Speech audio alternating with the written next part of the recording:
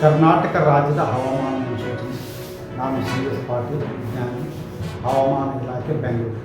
ನಾನು ಮುಂದಿನ 7 ದಿನಗಳವರೆಗೆ ಕರ್ನಾಟಕ ರಾಜ್ಯದ ಹವಾಮಾನವನ್ನು ಮುನ್ಸೂಚನೆಯನ್ನು ಸಂಕ್ಷಿಪ್ತವಾಗಿ ವಿವರಿಸುತ್ತೇನೆ. ಇಂದು ಕರ್ನಾಟಕ ರಾಜ್ಯಾದ್ಯಂತ ಕೆಲವು ಕಡೆ ಸಾಧಾರಣವಾಗಿ ಮಳೆಯಾಗಿದೆ.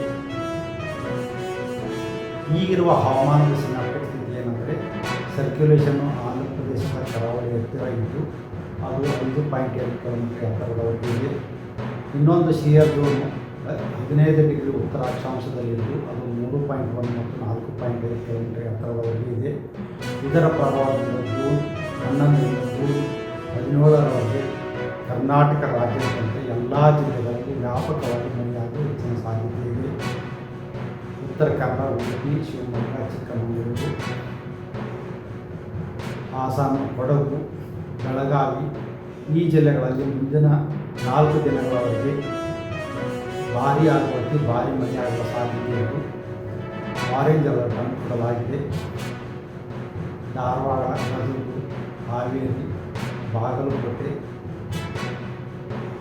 ಈ ಜಿಲ್ಲೆಗಳಲ್ಲಿ ಮುಂದಿನ 4 ದಿನಗಳವರೆಗೆ ಭಾರೀ ಮಳೆಯಾಗುವ ಸಾಧ್ಯತೆ ಇದ್ದು ಯೆಲ್ಲೋ ಅಲರ್ಟ್ ಅನ್ನು ಘೋಷಿಸಲಾಗಿದೆ. ಬೆಂಗಳೂರಿನಲ್ಲಿ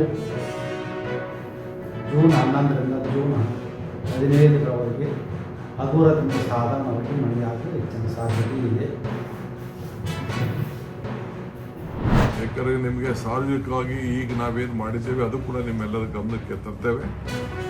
ಈಗ ತಾವು ಎಲ್ಲರೂ ಕೂಡ ಮತ್ತೆ ಎಲ್ಲೇ ಇರಲಿ ಅವರ ಹೆಸರನ್ನು ಈ ಜಾತಿ ಗಣತಿ ಮತ್ತು ಸಾಮಾಜಿಕವಾಗಿ ಏನು ನಿಮ್ಮ ಗುರುತಿದೆ ಅದನ್ನು ನೀವು ನ್ಯಾಯಬದ್ಧವಾಗಿ ಕಾನೂನಲ್ಲಿ ಏನು ಮೊದಲಿಂದ ಕೂಡ ಯಾವ ಒಂದು ಸಮಾಜಕ್ಕೆ ನೀವು ಸೇರಿದ್ದೀರಿ ಅದನ್ನು ವ್ಯಕ್ತಪಡಿಸ್ಕೊಳ್ಳುವಂಥ ಒಂದು ಅವಕಾಶವನ್ನು ಇವತ್ತು ನಾವು ಕಲ್ಪಿಸ್ಕೊಡ್ತಾ ಇದ್ದೇವೆ. ಈ ಹಿನ್ನೆಲೆಯಲ್ಲಿ ಮುಖ್ಯಮಂತ್ರಿಗಳು ಕ್ಯಾಬಿನೆಟಲ್ಲಿ ಚರ್ಚೆ ಮಾಡಿ ದಿನಾಂಕವನ್ನು, ಏಕೆಂದರೆ ಇದು ಒಂದು ದೊಡ್ಡ ಲಾಂಗ್ ಬಿಗ್ ಪ್ರೋಸೆಸ್ ಇದೆ. ನಾವು ಈಗಾಗಲೇ SC ಜನಾಂಗಕ್ಕೆ ಸಂಬಂಧಪಟ್ಟಂತೆ ಈಗಾಗಲೇ ಸುಮಾರು 1-2 ತಿಂಗಳಿಂದ ಅದರ ಬಗ್ಗೆ ವಿವರವಾದಂಥ ಒಂದು ಜನಗಣತಿ ಅವರ ಒಂದು ಅವಕಾಶವನ್ನು ಕಲ್ಪಿಸ್ಕೊಟ್ಟಿದ್ದೇವೆ.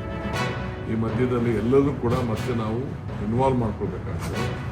ಈ ಹಿನ್ನೆಲೆಯಲ್ಲಿ ನಾವು ಕ್ಯಾಬಿನೆಟಲ್ಲಿ ತೀರ್ಮಾನ ಮಾಡಿ ಮುಖ್ಯಮಂತ್ರಿಗಳು ಯಾವತ್ತಿಂದ ಪ್ರಾರಂಭ ಆಗ್ತದೆ ಟೈಮ್ ಲೈನ್ ಎಲ್ಲ ಕೂಡ, ಏಕೆಂದರೆ ಇದಕ್ಕೆ ಸಾವಿರಾರು ಜನ ಅಧಿಕಾರಿಗಳು, ಟೀಚರ್ಸು, ಬೇರೆಯವರೆಲ್ಲ ಕೂಡ ಇದಕ್ಕೆ ಬೇಕಾಗಿದ್ದರಿಂದ ಇದನ್ನು ಯಾವ ರೀತಿ ಮಾಡ್ಬೋದು ಅಂತೇಳಿ ನಿಮ್ಮೆಲ್ಲರೂ ಕೂಡ ತಿಳಿಸುವಂಥ ಕೆಲಸವನ್ನು ನಾವು ಮಾಡ್ತೇವೆ.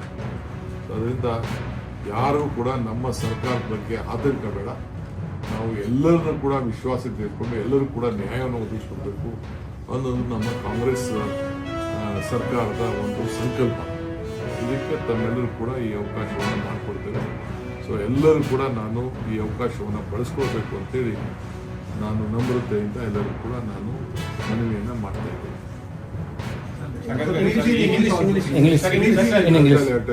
ಸರ್, ಈಗ ಈ ಹಿಂದೆ ಅಪಸ್ವರಗಳು ಸಿಕ್ಕಂತೆ